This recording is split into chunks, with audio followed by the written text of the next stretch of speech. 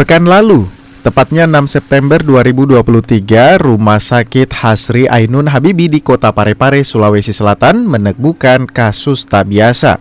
Dua pria dilarikan ke rumah sakit ini dengan kondisi alat kelamin yang mengalami infeksi. Usut punya usut, dua pria tersebut mencoba melakukan pembesaran penis. Mereka menggunakan cairan minyak kemiri yang disuntikan ke alat kelamin. Hasilnya tentu saja kelamin keduanya mengalami infeksi parah.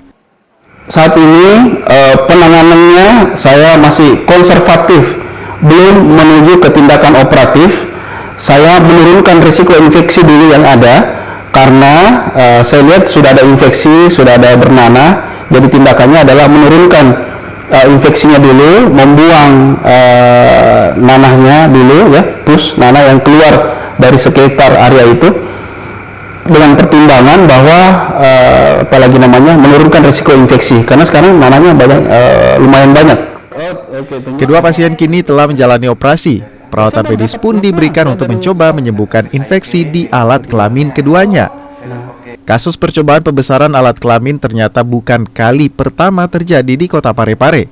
Tercatat pada tahun 2015 silam, bahkan ada 20-an pasien yang harus jalani perawatan dengan kasus yang sama.